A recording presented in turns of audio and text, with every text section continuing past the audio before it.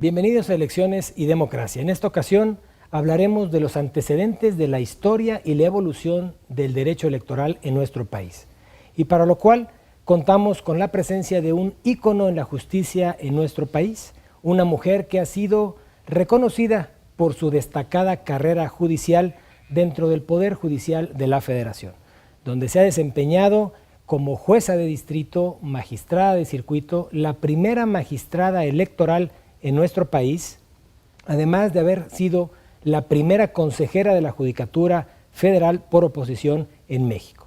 Además, debo decir que ha sido reconocida por diversas instituciones y organizaciones internacionales y nacionales como académica, como connotada académica, quien ha sido reconocida por la Casa Montblanc, la Universidad Nacional Autónoma de México, también por la Asociación Nacional de Doctores en Derecho y también por Argentina, Estados Unidos y bueno, un sinfín de reconocimientos internacionales y nacionales que ha tenido nuestra invitada. Hoy tengo el gusto de dar la bienvenida y saludar con mucho cariño y respeto a la señora ministra Margarita Beatriz Luna Ramos. Muchas gracias y bienvenida, señora ministra. Al contrario, magistrado, el gusto es para mí, es un honor estar en tu programa.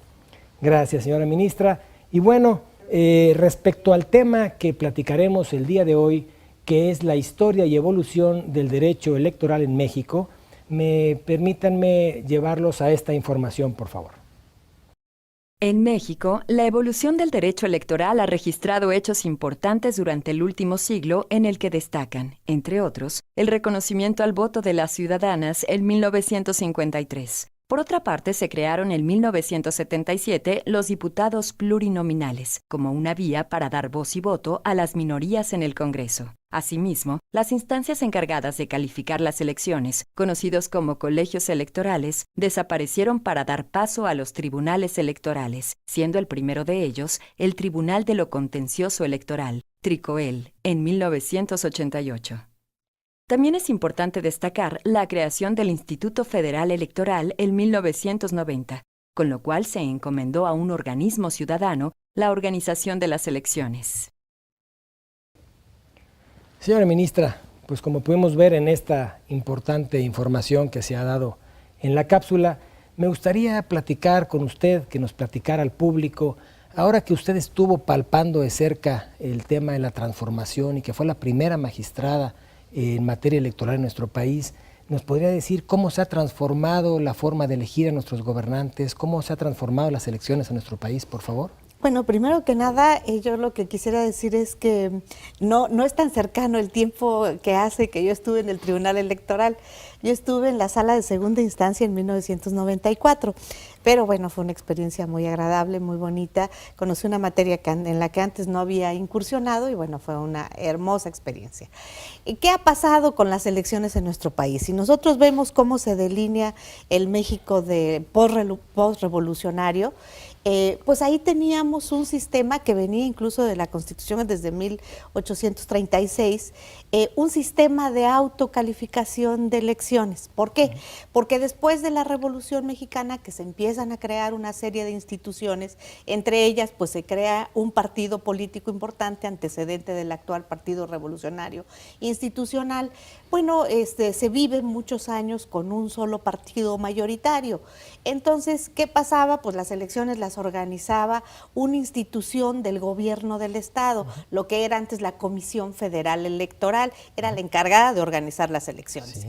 Y la calificación era el sistema llamado de autocalificación. Es decir, que una vez que los diputados o los senadores eran electos, pues se establecían en la Cámara y se autoelegían colegio electoral y ellos determinaban si su elección había sido o no correcta. Por eso era un sistema de autocalificación. Este sistema, pues por mucho tiempo prevaleció en nuestro sistema jurídico. Sin embargo, bueno, la pluralidad electoral que fue permeando en tiempos posteriores, pues permitió muchas críticas a este sistema y pues después de la importantísima reforma de 1977, que establece el principio de representación proporcional y el sistema de partidos. Viene la otra reforma importante, que es en 1986, cuando por primera vez en la historia de nuestro país se empieza a judicializar la calificación de las elecciones y se crea por primera vez un tribunal, el Tribunal de lo Contencioso Electoral, el famoso TRICOEL. Con una competencia muy pequeñita, siguen prevaleciendo los colegios electorales, siguen teniendo ellos la última palabra, pero ya hay una incipiente judicialización. Después viene otra reforma importante en el 91, en el 90-91, y se crea ya un instituto electoral, el famoso IFE, el Instituto Federal Electoral, que sigue perteneciendo a la Secretaría de Gobernación, pero ya es un órgano autónomo, podríamos decir, con cierta autonomía, porque todavía lo preside el secretario de Gobernación. Es el órgano encargado de organizar las elecciones, primero con magistrados, consejeros magistrados. Después se reforma y se hacen los consejeros ciudadanos. Ellos, pues de alguna manera están organizando las elecciones. En 1990 se reforma el Tribunal Electoral y se crea lo que es el Tribunal Federal Electoral, con un poco de más competencia, pero vuelvo a insistir en que los colegios electorales no han desaparecido. Y bueno, nos toca a nosotros la intervención del Poder Judicial de la Federación, cuando en la reforma del 93 se hace un experimento legislativo interesante, podríamos decir, al menos para nosotros sí lo fue. Muy interesante, porque se crea en ese Tribunal Federal Electoral, autónomo, independiente ya, se crea la sala de segunda instancia y se hace una composición híbrida entre el tribunal, el presidente del Tribunal Electoral de entonces y 6 magistrados de carrera del Poder Judicial de la Federación.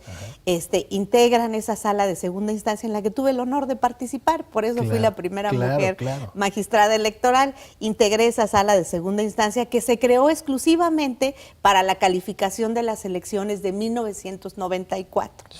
Y pasando la calificación de las elecciones, pues esa sala desaparecía. Y esa, señora ministra, perdóname, que tan interesante lo que nos dice, pero ¿cuáles eran las principales atribuciones que tenía en ese momento el Tribunal Federal en 94? Sí, la idea en el 94 era que el tribunal ya calificaba, por supuesto, las elecciones, podría calificar cuestiones relacionadas con causales de nulidad, si había alguna, pues se analizaba, se estudiaba y se veía si se daba la nulidad de la elección o la nulidad bueno, puede ser de elección o puede ser la nulidad de la votación determinada, ¿no? Y en todo caso, bueno, el determinar que el ganador, que en ese momento se había establecido por el Instituto Federal Electoral, pues que en el momento en que se hacía el recuento, podría decirse, de votos, pues que no era el ganador. Entonces había la posibilidad de voltear una elección. Pero todo estaba referido también no solo a las votaciones, sino a la elegibilidad de los candidatos. Ahí tuvimos un asunto muy interesante en el estado de Guanajuato, que fue retomado por muchos medios de comunicación en ese entonces, porque se estableció un criterio importante para poder determinar cómo se establecía el concepto de oriundez, si es originario de o vecino de. Para poder ser diputado de tal estado de la República, debe ser originario de este estado o ser vecino con tantos meses de anticipación o con tantos años de anticipación, con un tiempo prudente que cada constituyente establece. Entonces aquí se hizo la interpretación de originario de. Entonces, como en muchas constituciones de los estados se dice, pues también se considera originario al que es hijo de padres guanajuatenses o de padres chiapanecos, dependiendo del estado. Entonces había la interpretación de que si no había nacido ahí, se podía considerar originario. Aún siendo hijo de. Entonces, en esa ocasión, el análisis que se hizo, pues sí se presentó una discusión muy interesante, porque se dijo, no, el constituyente federal, porque se trata de elecciones federales, lo que está estableciendo en el concepto de originario es nacido en. Ah, ok, nacido correcto. no Qué que interesante. llegue a tener el ser originario por otro tipo de situaciones. Claro, si no naciste ahí, pues puedes ser vecino y puedes Claro. satisfacer el requisito de temporalidad, pero si no satisfaces el requisito de temporalidad ni naciste ahí, no eres Claro. elegible. Oh, qué interesante. Sí, Muy importante. y muy interesante lo que nos plantea. Y si me permiten, esa tan importante elección de 1994 y aparte lo que representó el tribunal para México, para este camino, me permiten ver esta información que les vamos a presentar, por favor.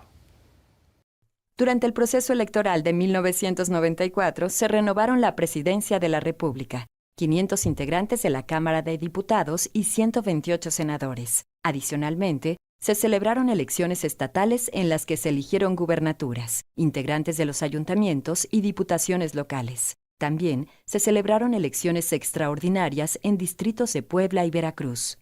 Para afrontar esta carga de trabajo, el Tribunal Electoral Federal, quien fue la autoridad competente para resolver las inconformidades, se integró con 4 salas regionales, la Sala Central y la Sala de Segunda Instancia del Tribunal Federal Electoral. Durante este lapso, se resolvieron 81.549 medios de impugnación, de los cuales 211 fueron recursos de reconsideración. Como vimos esta interesante información, me voy a tomar la atribución de preguntarle a la señora ministra cuáles son algunos de los casos más emblemáticos que se dieron en esa elección precisamente del 94, señora ministra. Pasó una situación muy interesante, al menos lo fue para mí, que yo era pues realmente una persona que apenas estaba incursionando por primera vez en la materia, que tuvimos por primera vez en la historia del derecho electoral en México la posibilidad de abrir paquetes electorales. En un asunto que, por cierto, me tocó proyectar a mí, que eso fue lo más interesante, una elección de un distrito del estado de Veracruz.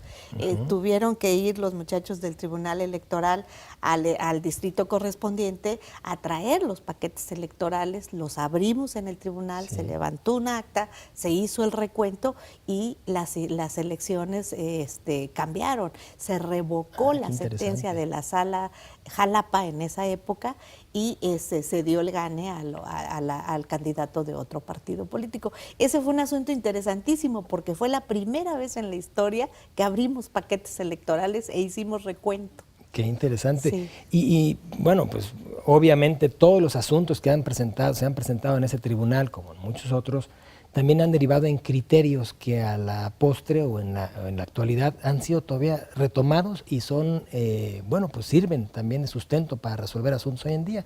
Algunos criterios que nos pudiera Yo creo que se recordar, presentaron criterios muy interesantes, sobre todo que daban reglas de procedencia sobre todo para efectos del recurso famoso de reconsideración, que era el que nosotros teníamos en ese momento como competencia, y que de alguna manera analizaba el recurso que venía de las salas regionales del Tribunal Electoral. Normalmente se dieron criterios en materia de procedencia, porque recordarán ustedes que, como bien se señaló en los datos duros, se presentaron muchísimos recursos. Sí. Las sesiones, como hasta la fecha, fueron maratónicas. Sí, y claro. la idea fundamental era resolver pues en tiempo y forma, porque recuerden que los tribunales electorales son los únicos que no pueden tener rezago. Pueden tener rezago alguno. Entonces, pues sí, se fueron dando criterios muy importantes, sobre todo de procedencia de cada uno de los medios de impugnación. No, pues qué interesante los datos que nos comparte, señora ministra. Y bueno, aquí como hemos platicado, son 3 décadas de justicia electoral, de esta creación de los tribunales. Hoy en día el Tribunal Electoral del Poder Judicial de la Federación, como comenzó. Y si me permiten, vamos a una cápsula en donde veremos los puntos más relevantes de la reforma de 2007 en materia electoral. La reforma electoral constitucional y legal del 13 de noviembre de 2007 y el 14 de enero de 2008 constituye uno de los ajustes más importantes al sistema electoral de nuestro país. Entre los cambios más importantes destacan la permanencia de las salas regionales del Tribunal Electoral del Poder Judicial de la Federación, la restricción de anular elecciones por causas expresamente establecidas en la ley, la prohibición general de contratar tiempos en radio y televisión, La facultad de las salas del tribunal para inaplicar normas electorales en los casos concretos. La creación formal del procedimiento sancionador especial.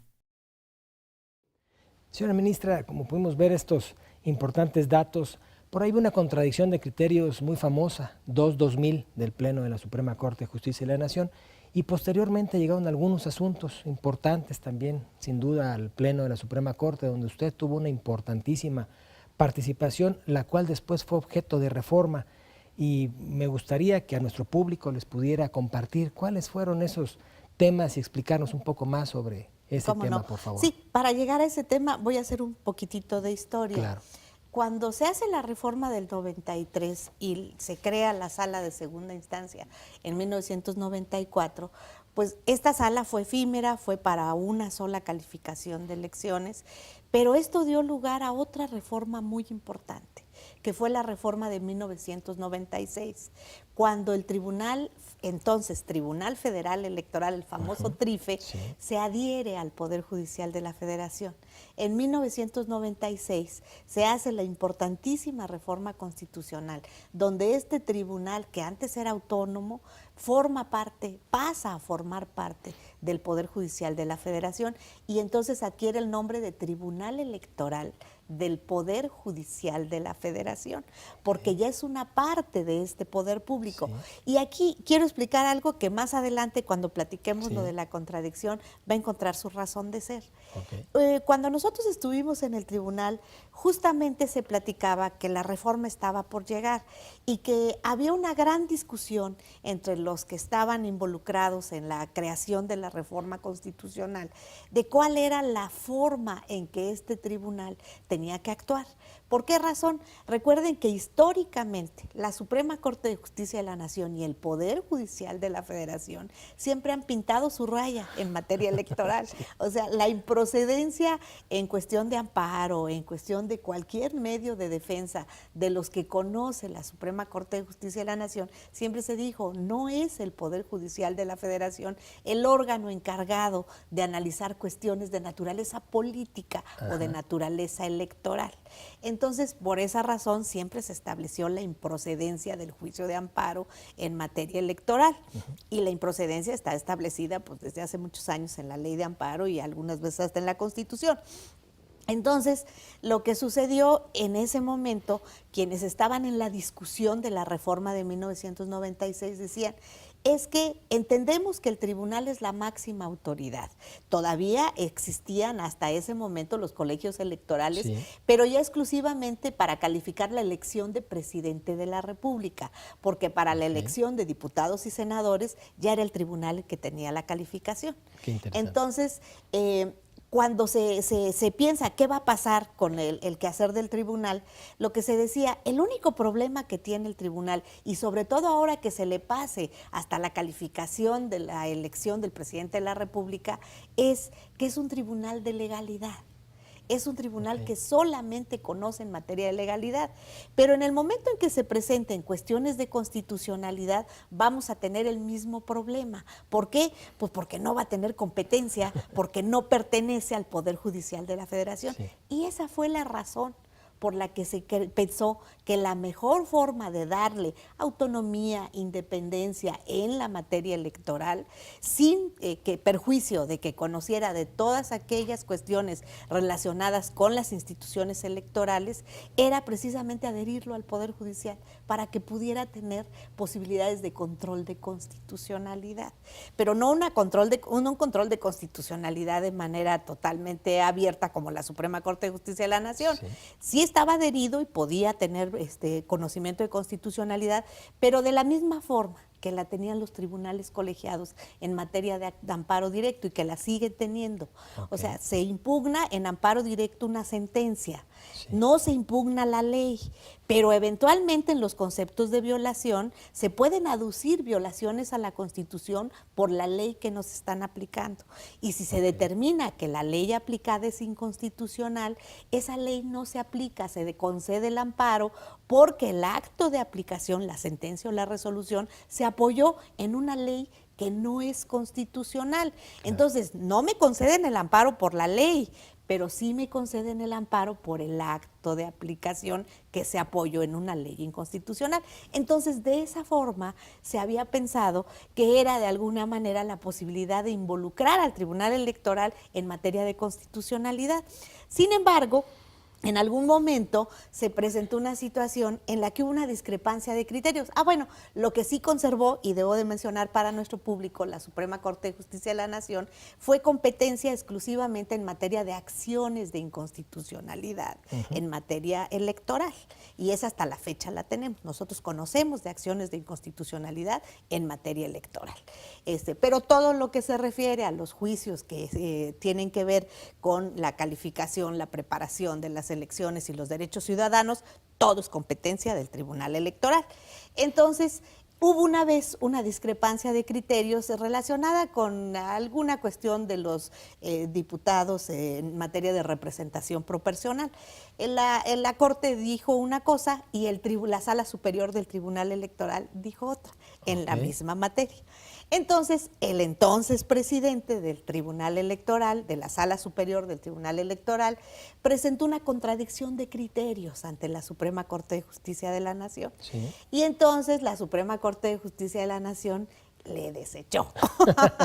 Le desechó, y lo que dijo fue que no podían presentarse ese tipo de contradicciones de criterios, porque si existía un criterio de la Corte en un sentido, el Tribunal Electoral tenía la obligación de acatarlo, y que si no estaba desconociendo lo que decía el artículo 105 constitucional. Entonces, que no se podía presentar una discrepancia de criterios entre los dos, porque equivalía a un desacato a la jurisprudencia de la Suprema Corte de Justicia de la Nación, que más bien tenía que apegarse a lo dicho por la Corte, y se desechó esa contradicción. Sí. En ese momento a mí me pareció que no tenía que haberse desechado. Yo creo que ahí sí tenía que haber procedido la discrepancia de criterios, pero fue un criterio minoritario. ¿Por qué tenía que haber procedido? Pues porque la propia Constitución establece la posibilidad de contradicción de criterios entre Sala Superior y la Suprema Corte. Entonces, pues bueno, ahí hubo diferencias de opiniones. Pero luego vino el caso Castañeda Guzmán, no sé si lo recuerdan, fue un asunto muy sonado. Lo que sucedió, él se quiso registrar como candidato independiente cuando todavía esto no estaba reconocido ni en la Constitución ni en las leyes secundarias. Se quiso registrar como candidato independiente y le negaron el registro. Entonces, le negaron el registro aplicándole el artículo que decía que solamente podía ser postulado por un partido político. Entonces, él dice, bueno, me está negando el registro, pues yo voy a impugnar este acto del Instituto Federal Electoral, pero el acto se está basando en una ley inconstitucional. Dice, pero ¿a dónde la recurro? Si ya dijo la Corte que el Tribunal Electoral no tiene competencia, porque dijo que tenía que supeditarse a lo dicho por la Corte y que no tenía competencia para inaplicar leyes. El Tribunal Electoral, esos dos criterios se establecieron en la contradicción 2 de 2002. Entonces, como dijo, no pueden inaplicar la ley y yo voy a impugnar la inconstitucionalidad de la ley, entonces me voy al amparo. Y promueve un juicio de amparo. Y una vez que se tramite el juicio de amparo, pues la juez de distrito, en el momento en que dicta sentencia, pues sobreseyó en el juicio. Y dijo, ¿por qué? Pues porque es improcedente el juicio de amparo en contra de cuestiones de naturaleza electoral, y por eso pues hay causal expresa y te sobreseyó en el juicio por lo que hace al acto de aplicación. Y como la ley no es autoaplicativa, sino heteroaplicativa, si no hay auto de aplicación, pues te sobreseyó también por la ley. En contra de esta sentencia, se fue a la revisión a la Suprema Corte de Justicia de la Nación, y ahí la discusión se planteó muy interesante, porque ¿qué era lo que pasaba? La improcedencia, en mi opinión, estaba, pero desde luego, como diríamos de manera muy coloquial, clavadísima. Clavadísima. ¿Por qué? Porque desde luego que el juicio era improcedente por el acto de aplicación, y esto lo hacía improcedente por la ley. El juicio estaba bien sobreseído. A mí lo que me preocupaba era una cosa, que se dijera que por esta razón procedía el juicio de amparo, que como no había la posibilidad de impugnar la ley, pudiera proceder el juicio de amparo. Yo decía, la ley sí se puede impugnar, y al final de cuentas el Tribunal Electoral, en mi opinión, sí tiene facultades para inaplicar la ley. Lo que pasa es que hay una jurisprudencia de la Corte que está diciendo que no.